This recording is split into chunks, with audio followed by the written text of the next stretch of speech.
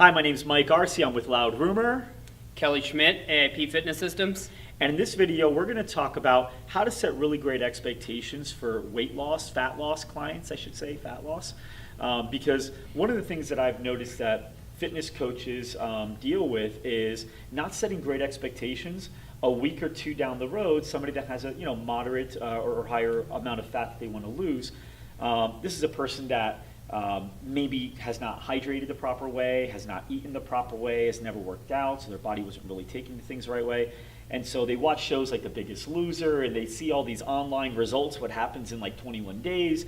And so they invest in a coach or a group coach, and they think, okay, great, after the first week, I should be at least down 10, 12 pounds. And a week comes around, or 2 weeks, whenever we do that next step on the scale, and they kind of get a little disappointed. They feel like they look better, they know they feel better, but they're around the same weight, sometimes maybe even a pound or two more. So I think the real reason fitness coaches and trainers have a challenge with explaining this at that point is because they didn't set the proper expectations in the beginning. Now, I've noticed this only happens with people that are doing it, I believe, the right way, right? Balanced diet, a really good strength training and cardio program that's appropriate for their level right now. So with that said, no quick fixes. I know you're a man that does it all the right way. What do you say to me as a new member that's coming on board, haven't really worked out, don't know too much about how results should look, I have really different expectations. How do you set expectations for me so that in a week or two, if my scale doesn't really show a change, that I'm prepared to be okay with it? So great question. And as a fitness professional, it's the fitness professional's responsibility to map out the parameters and expectations and things that are going to happen for that client. Now, if we're talking about a weight loss client, and you mentioned the Biggest Loser and all these different things, social media, you saw these different goals and results, and you get people that come in with these completely unrealistic expectations of what's going to happen. It's not their fault. It's not their fault, but right. It's what they've been fed, and they don't know any better, so that's what they anticipate is going to happen. And I always tell people with that kind of stuff, if it were that easy, everybody'd be walking around in great shape, and that's clearly not the case. So we, or myself even as a fitness professional, there's some little hurdles that we have to jump over in order to explain things the right way to people. So one thing I do, especially if it's a weight loss client, is I set parameters and expectations as to what's going to happen. So the first thing I do is we stay off the scale. With my new clients, we do measurements and we do body fat also. That's going to be a real test of the success that we're having. Now, the scale. And we've made videos for how to test for body fat and measurements, so we can find those as well. So that's really what's going to be tangible for letting people know where they're at from a lean body mass versus a fat mass standpoint. So using the scale, especially with a new person, especially with an overweight person. Now, depending on how overweight they are, we should see some things happen on the scale, but we want to keep them off of it because they hinge everything on what the number says on the scale. And when we get into this, let's take, they haven't been drinking water. Their foods have been completely off. They haven't exercised. They're not doing any cardiovascular activity. So all these different things that come into play that were their lifestyle, and they're starting this new lifestyle, there's a lot of things that happen with the body, It's like if you take an old car and you kind of just fire it up, it's like maybe you got to put oil in it and you got to get it washed and you got to do all these things to kind of get it back up to par to where it needs to be operating. So the body's the same way. It's not going to be responsive like that. So, if they hadn't been drinking water, then we've got to get the water intake in there. And sometimes that's hard for people. And if they haven't been eating enough food or fuel, we've got to get that in there. If they haven't been exercising, well, we're going to start stimulating muscle tissue growth, okay?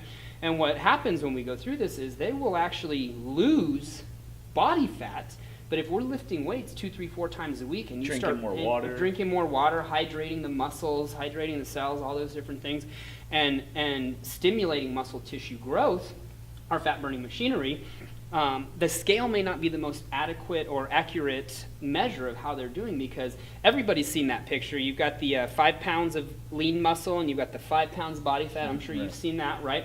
So as you build muscle, that's more dense than body fat, and we're essentially switching out the bad for the good. So there's a lot of things going on with their body, and we can't use the scale as this is how successful you are. So, and that's too, like we said, with the measurements in the body fat, that's how we can really go and show them, here, client, this is what's happening with you, and this is why this is happening. So as a fitness professional, you need to make sure that they understand those things and understand, too, the Biggest Loser and all these things. These people live on a compound. They have people prepare their foods, and all they have to worry about is exercising. How realistic is that for the average American or average person? It's not. You got kids, you got work, you got family, you got all kinds of other prior obligations. So you've got to look at those things and be realistic with your goals and your time frames. And the fitness professional needs to set those realistic goals and time frames and make sure that they understand, because if you don't, you will get people that get disheartened, they think it's not working, and all those other things. And it's important as a fitness professional to do those measurements and body fat analysis so that you can show them what's going on with their body. So you can say, look, here's how much fat mass you've lost in your first 2, 3, 4 weeks. Here's how much lean body mass you've actually gained. See how cool this is? Mm-hmm. Do you see what's going on with your body? And do you now understand they're focused on the right numbers. Exactly. And having that conversation in the beginning is so important, because there's outspoken people that'll tell you, oh man, I thought it would be more, I thought it would be better, and they give you the opportunity to really explain. The thing that stinks is when you're explaining why they shouldn't be disappointed. Sometimes it could it could look defensive, like I'm defending why that's not the way it is, and they're not taking it the right way. So that's why setting the expectation in the beginning, this when it comes on, oh, Kelly told me that, right? But what it also does, by being able to have that conversation early, is they're focused on the right metrics from the beginning. They may not even really care about what the scale says, and you're only set up for excitement, right? Exactly. Because now if the measurements look good and they step on the scale and they're down 6 pounds, it's true excitement. Wow, and that's there. Well, and I like to too. I actually do like to use the scale in these situations, but I do the body fat first, because what we can do is when you do the body fat gives you a lean body mass index, which is muscle, and a fat mass index. So we have these two numbers. So what you can actually do is from their starting point when you did that, you can go and show them how much lean body mass they've maintained and or built, and how much fat mass they've actually lost, and you can show them how that directly correlates and relates to the scale, so they have a better understanding of it. So you can say, yes, you have not lost any weight. So you may show 4 pounds on the scale, right? And they busted their butt for a month, right? But their measurements, they lost 5 inches in their waist, they lost 3 inches in their hips, they lost, and their body fat went down 6%. Which could be like 12 pounds. Well, and you can actually show them that. You can say, here's how much lean tissue you maintained or developed, and here's how much fat mass you lost. So do you understand now why the scale isn't the adequate measure of what we're doing here? So you can actually show you lost 4 pounds, got it, but you lost 7 pounds of fat. And that's where, some fitness professionals can fall short, because if they don't have those tools available to them, how do you explain it to somebody? So it's very important to be well-rounded and understand when you're setting those parameters and expectations for the client that you're able to explain it to them. Because if you don't have those tools available to you, then it's going to be hard for them to understand that, because we're visual, right? We like numbers, especially when it comes to this. We want to see things change, not just go, well, I think I'm doing good, or the scale moved a little bit. So that's why those things are important to be able to track and measure for your clients. Awesome.